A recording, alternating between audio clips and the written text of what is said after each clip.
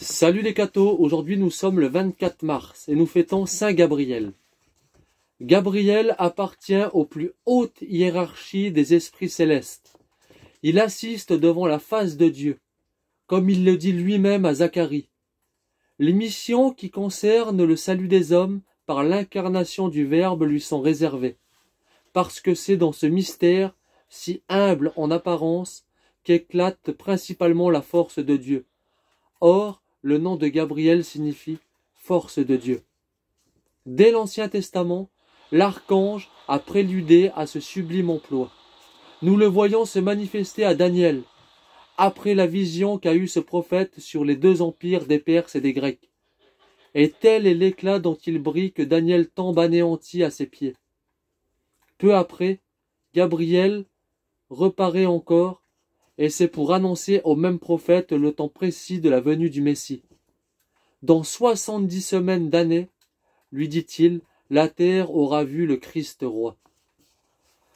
Lorsque les temps sont accomplis et que le ciel a résolu de faire naître le dernier des prophètes, celui qui, après avoir averti les hommes de la prochaine manifestation du divin envoyé, doit le montrer au peuple comme l'agneau de Dieu qui ôte les péchés du monde. Gabriel descend du ciel, dans le temple de Jérusalem, et prophétise au prêtre Zacharie la naissance de Jean-Baptiste, prélude de celle de Jésus lui-même. Après 6 mois, le saint archange reparaît sur la terre, et cette fois c'est à Nazareth qu'il se montre. Il apporte du ciel la grande nouvelle. Sa céleste nature s'incline devant une fille des hommes. Il vient proposer à Marie, de la part de Jéhovah, l'honneur de devenir mère du Verbe éternel. C'est lui qui reçoit le consentement de la très sainte Vierge.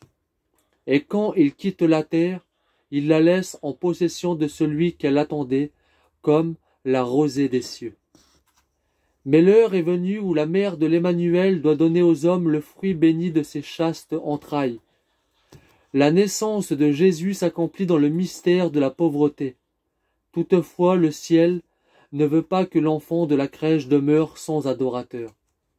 Un ange apparaît au berger des campagnes de Bethléem et les convoque au berceau du nouveau-né. Il est accompagné d'un nombre immense d'esprits célestes qui font entendre les plus ravissants concerts et chantent « Gloire à Dieu et paix aux hommes ». Quel est cet ange supérieur qui parle seul au berger, et dont les autres anges forment comme la cour? De graves docteurs catholiques nous enseignent que cet ange est Gabriel, qui continue son mystère de messager de la bonne nouvelle. Que Dieu vous bénisse, et à plus les cathos!